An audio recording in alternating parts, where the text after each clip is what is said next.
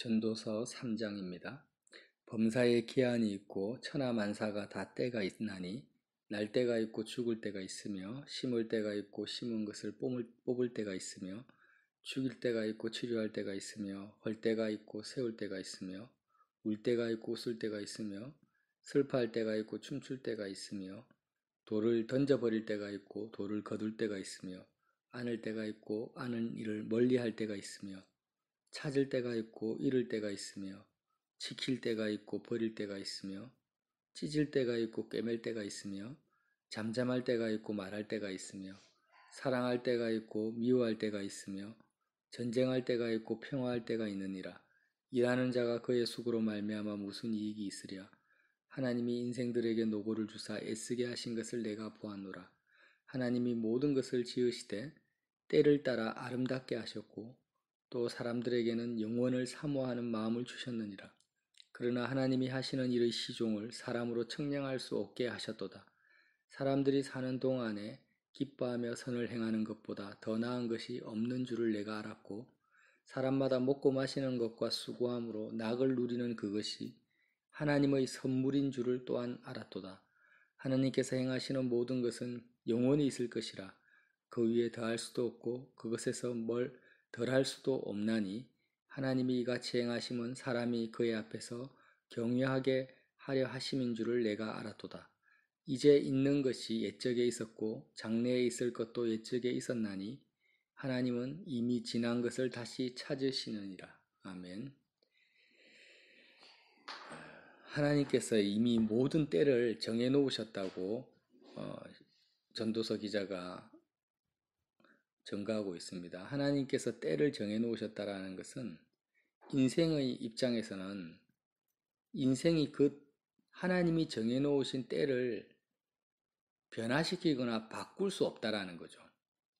그래서 하나님께서 행하시는 모든 것은 영원히 있어서 그 위에 더할 수도 없고 그것에서 덜할 수도 없다. 인생이 하나님의 그 때를 축소시키거나 느리거나 없애거나 있게 하거나 할 수 없다라는 거죠. 그렇기 때문에 인생들, 일하는 자의 수고가 무슨 이익이 있으랴라고 9절에 솔로몬이 말하고 있는 거예요. 자, 지금 하나님께서는 죽을 때로 정해놨는데 사람은 그 사람을 이제 살리려고 하는 거예요. 예를 들면 그러면 하나님이 정해놓으신 죽을 때가 이미 정해졌기 때문에 아무리 인생들이 살고자 발부둥 쳐도 하나님이 정해놓으신 죽을 때를 더하거나 덜할 수 없다.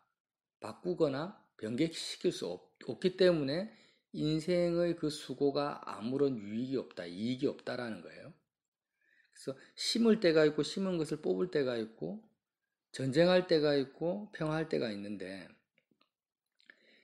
전쟁할 때로 정해놨는데 아무리 평화하려고 애를 쓰고 뭐 평화회담을 해도 안 된다라는 거예요. 솔로몬이 깨달은 것입니다. 모든 능력과 권세를 인간으로서 최고의 권력과 능력과 왕으로서 살았지만 솔로몬 스스로도 구부러진 것을 바르게 할 수 없다라는 것을 깨달았고 하나님이 정한 때가 있다라는 것을 이제 그 솔로몬의 지혜로 우리에게 가르쳐주고 있는 거예요. 그래서 인생이 할 수 있는 것은 뭐냐면 그 하나님의 때에 맞게끔 살아가는 것밖에 없다라는 거예요. 그런데 이제 오늘 중요한 말씀이 11절 말씀인데 하나님이 모든 것을 지으시되 때를 따라 아름답게 하셨다라는 거예요. 자, 사람들은 죽을 때, 헐 때, 슬퍼할 때, 전쟁할 때, 잃을 때, 미워할 때, 찢을 때 이런 때를 아름답다라고 전혀 생각하지 않습니다. 오히려 무섭다라고 생각하죠. 죽을 때가 어떻게 아름다울 수 있냐? 전쟁이 어떻게 아름다울 수 있냐? 미워하는 것이 어떻게 아름다울 수 있냐? 내가 소중하게 가지고 있는 것을 다 잃어버리고 망했는데 이것이 어떻게 아름다울 수 있냐라고 생각하는데 오늘 말씀에 하나님은 모든 것을 지으시되 때를 따라서 아름답게 하셨다라고 말씀하시는 거예요. 예수님을 보면 알 수가 있죠. 예수님의 그 십자가 사건은 오늘 죽을 때였고 그리고 심은 것을 뽑을 때였고 헐 때였습니다. 너희가 이 성전을 헐으라 했죠. 예수님의 몸이 성전이었습니다. 그리고 참으로 십자가 실 때는 울 때였고 슬퍼할 때였고 하나님이 주님을 안고 있었는데 하나님의 품에 안긴 예수님이 하나님과 멀어질 때였어요. 그리고 모든 것을 잃어버릴 때였었고 또 미움을 받고 있을 때 모든 백성들로부터 미움을 받고 있는 때였습니다. 근데 그 주님의 그 십자가 사건 그리고 주님의 모든 인생 자체가 하나도 하나님의 시각에서 또 지금 우리 믿음으로 보는 우리의 시각에서 아름답지 않은 시간이 없었다라는 거예요. 이 놀라운 사건이죠. 그러니까 어떻게 하면은 날 때나 기뻐할 때나 얻을 때나 평화할 때뿐만 아니라 나의 삶의 모든 때가 아름다울 수 있는가? 바로 오늘 말씀에 있습니다. 11절에 사람들에게는 영원을 사모하는 마음을 주셨다. 영원하신 하나님, 영원하신 하나님이 모든 때를 아름답게 만드셨다라고 지금 기록하셨기 때문에 그 영원하신 하나님과 함께 할 때만이 영원하신 하나님과 동행할 때 인생에게 경험되어지는 모든 때가 아름다워질 수 있다라는 거예요. 심지어는 죽는 순간에도 우리가 예수님을 믿으면서 그리스도 예수 안에서 죽으시는 분들을 많이 봅니다. 적지 않게 봅니다. 근데 정말 믿음을 가지고 또 하나님과 동행하면서 죽음을 맞이하시는 성도들을 보면 그의 죽음이 정말 아름답다라는 거예요. 그 믿음이 없이 죽으시는 분들은 너무나 그냥 슬프고 고통스럽고 괴로울 뿐인데 천국의 소망을 가지고 하나님과 동행하시면서 죽는 그 성도들의 죽음은 얼마나 아름답고 고귀하고 그 죽음을 통해서 하나님이 또 많은 일을 하시는지 모르겠어요. 그걸 우리가 경험하고 또 볼 수가 있다라는 것입니다. 그래서 우리는 예수님을 생각할 때 예수님을 하나의 어떤 하나의 인생으로서의 예수님을 생각해도 우리가 분명히 전도서를 통해서 알 수 있는 내용이 있습니다. 하나님께서 기뻐하는 자에게 뭘 주신다 했습니까? 기쁨과 희락과 지혜와 지식을 주신다 했죠. 전도서 2장에. 그러면 모든 인류 역사상 모든 인생들 가운데서 하나님이 가장 기뻐하신 내 사랑하는 자요 내 기뻐하는 자라고 직접적으로 말씀하신 분은 예수님밖에 없습니다. 그러면 예수님의 인생이 어떤 삶을 사셨는가 전도서를 통해서 알 수 있다라는 거예요. 예수님은 그 누구보다도 지금 있는 75억의 인구 중에서 가장 기쁜 삶을 사셨다라는 거예요. 왜? 사람에게 주어지는 참된 기쁨은 하나님의 손에서부터 나오는 것이고 인생이 노력하고 애써서 얻어지는 것이 아니란 말이에요. 또 하나님이 기뻐하시는 자에게 하나님이 선물로 주시는 것이 희락이고 기쁨이기 때문에 하나님이 가장 기뻐하는 자는 바로 예수님이셨다라는 거예요. 그러므로 예수님만큼 인생을 기쁘고 희락 가운데 사신 분은 없었다라는 것입니다. 이 예수님의 인생 자체를 전도서가 증거해주고 있습니다. 우리는 예수님 그 복음서를 보면서요, 예수님은 바리새인들이나 사두개인으로부터 너무나 많은 핍박을 받고 또 십자가를 지시고 군중들로부터 또 그렇게 돌 던짐을 당한 정도로 고향 사람들로부터도 배척을 당하죠. 어릴 때 태어났는데 헤롯 대왕으로부터 쫓겨가지고 아기 때부터 애굽으로 피난 가고 그리고 나사렛이라는 아주 촌동네에서 목수라는 아주 비천한 신분으로 자랐기 때문에 얼마나 고난과 어려움 속에서 그렇게 살았을까 이런 이미지가 강하단 말이에요.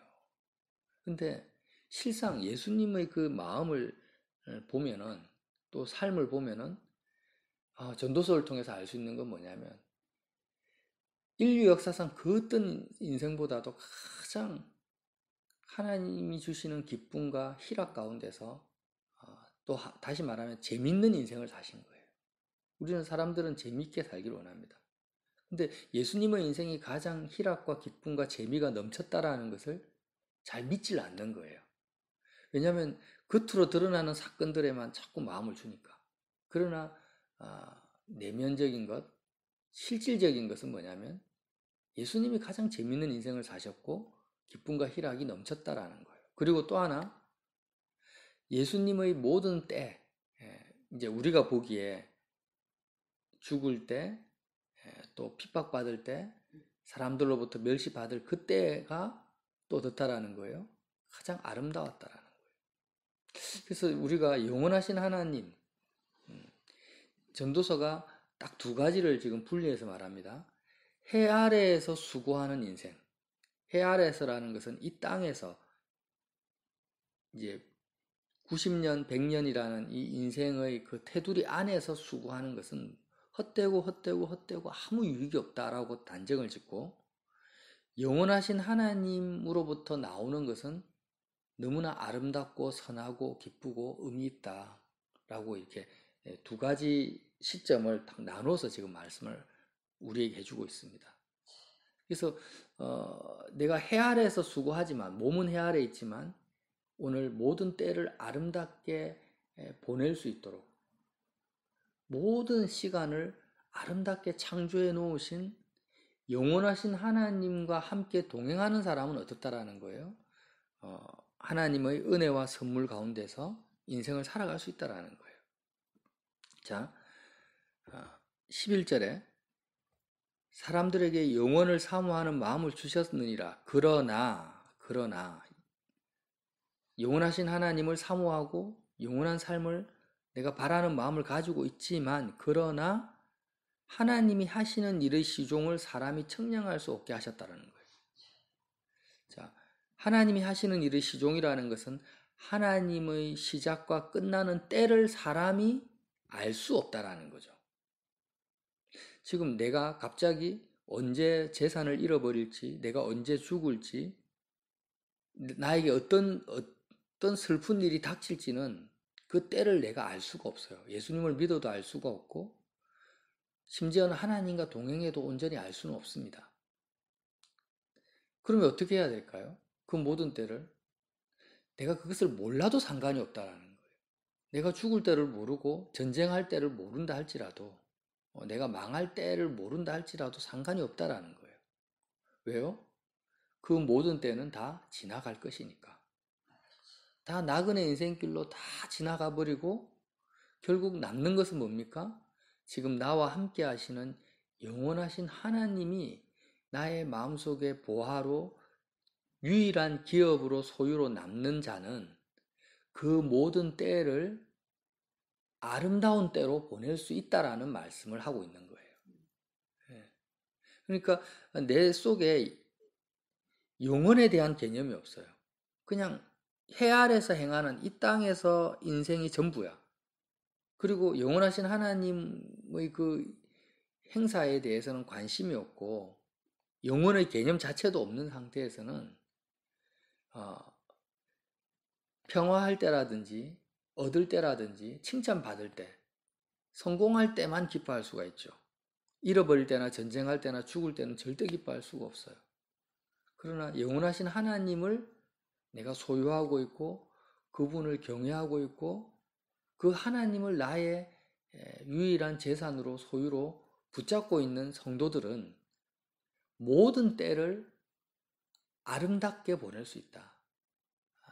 내가 슬플 때 어떻게 기뻐합니까? 항상 기뻐하라고 했는데, 근데 분명히 슬플 때는 슬퍼할 수밖에 없습니다. 내가 사랑하는 사람이 죽을 때나 병들었을 때나 잃어버릴 때는 괴로울 수도 있고, 예수님도 괴로워하셨잖아요. 슬퍼하게 되고 또 울게 됩니다. 지금 울 때가 있다고 했잖아요. 그러니까 항상 기뻐하라는 이 말씀이 울지 말라는 것도 아니고요, 슬퍼하지 말라는 말씀도 아니라는 걸 알 수 있어요. 왜? 하나님이 슬퍼할 때를 주셨고 울 때를 주셨으니까. 그러면 항상 기뻐하라는 말씀은 어떤 의미입니까? 영원한 세계 속에서 기뻐하라는 거예요. 지금 해 아래서 인생의 이 테두리 안에서는 울 수밖에 없고 내가 육신의 몸을 가지고 있을 때 이걸 죽음을 벗어날 수 없어요. 난 육신을 가지고 있는 이상 언젠가는 죽습니다. 울 수밖에 없고 죽을 수밖에 없고 괴로워할 수밖에 없는데 또 그렇게 울고 괴로워하는 것을 하나님이 죄라고 말씀하지 않아요. 왜? 하나님이 그 때를 주셨으니까. 내 마음은 이 세상의 영역 안에서는 마음이 괴롭고 슬프고 눈물이 나는데 그 거듭난 사람, 하나님의 자녀는 또 어떤 영역이 있습니까? 영원한 세계가 또 있는 거예요. 그러면 그 영원한 세계 안에서는 내가 기뻐할 수 있다라는 거예요. 하나님이 주시는 희락 속에 살 수 있다라.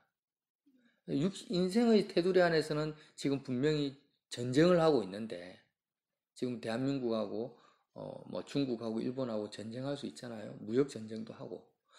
그런데 영원한 세계의 영역 안에서는 전쟁이 없는 거예요. 평화와 안식을 누릴 수 있다라는 거예요. 그런데 영원하신 하나님과 관계가 없고 구원받지 못한 자녀들은 사람들은 뭐 하나님이 주시는 희락을 누릴 수가 없는 거죠. 지금 그 말씀을 우리에게 주시고 있는 것입니다.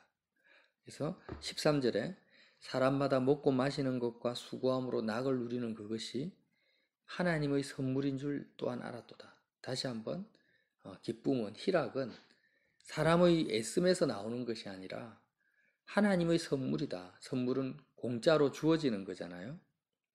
자, 우리가 예수님의 그 인생에 대한 오해를 버리는 것이 왜 중요하냐면 예수님의 인생을 새로운 관점으로 우리가 바라보고 확실하게 진리 안에서 내가 그것을 알 때 내가 예수님과 연합하는 것을 기뻐할 수 있는 것입니다. 사람들은 예수님과 온전히 연합하고 헌신하면은 하나님이 나를 뭐 아프리카 선교사로 보내는 것이 아닌가, 내 인생이 꼬이는 것이 아닌가, 이렇게 마귀의 그 거짓말, 착각에 빠져 있기 때문에 주님을 사모하는 것이 좀 덜합니다. 예수님을 사모한다고 해도 내가 예수님처럼 고난받는 것이 싫다 이거예요. 그러나 성경은 그렇지 않다. 그렇지 않다. 예수님의 인생만큼 가장 기쁜 인생, 희락이 넘치는 인생이 없었다. 지금 그 말씀을 하고 있고 또한 예수님의 인생만큼 모든 때가 아름다운 인생이 없었다라는 거예요. 모든 때가 아름답습니다. 예수님의 인생은 슬퍼할 때, 죽을 때, 아는 것을 멀리할 때, 울 때, 모든 때가 아름답다. 예수님의 인생은. 그러면 우리는 그 예수님의 인생, 예수님의 삶과 연합되어진다라는 거예요. 예수님과 연합된 그 사람의 인생도 어떻습니까? 가장 희락과 기쁨 속에서 또 진정한 재미있는 삶을 살게 될 것이고 예수님과 연합된 그 사람 또한 모든 때가 아름다운 인생을 살게 된다라는 것입니다. 그래서 주님이 생명이고 은혜라는 거죠. 예수님의 인생만큼 헛되지 아니하고 모든 인류에게 유익을 준 인생이 없었다라는 거예요. 예수님의 삶은 사람들의 관점에서는 정말 비천한 신분, 목수로서 30평생을 사시고 잠깐 대중들의 인기를 얻다가 십자가에서 죄인 중의 괴수로 그냥 죽은 거죠. 그러면 허무한 인생이다, 안타까운 인생이다라고 인생의 시각에서 볼지 몰라도 지금 우리는 알 수 있습니다. 예수님의 인생만큼 인류를 구원하는 인생이 없었잖아요. 가장 헛되지 아니하고 유익한 인생을 살았다. 그러면 그 예수님과 연합된 그 사람도 어떤 인생을 살겠습니까? 절대 헛되지 아니하고 가장 큰 유익을 주는 하나님의 나라에, 영원한 하나님의 나라에 기둥이 되는 삶을 살 수 있다는 것입니다. 그래서 우리는 오늘도 이 주님을 영접해야 된다는 거죠. 그 주님을 따라가야 됩니다. 회개하고 주님을 따라가는 것이죠. 주님과 연합하는 것입니다. 전도서를 통해서 정말 저는 개인적으로 귀한 교훈을 받습니다. 나의 마음속에도 그렇구나. 다시 한번 예수님을 믿고 사는 삶이 얼마나 축복된 삶인가. 결코 재미없는 인생이 아니라는 거예요. 결코 기쁨이 없는 인생이 아니다. 고난만 있는 인생이 아니다. 오히려 모든 때가 아름답고 기쁨이 넘치는 그 삶을 우리에게 예비해 놓으셨구나. 누구를 통해서요? 예수님을 통해서. 그 예수님과 가장 친밀한 복된 하루 되시기를 예수님 이름으로 빌어드립니다.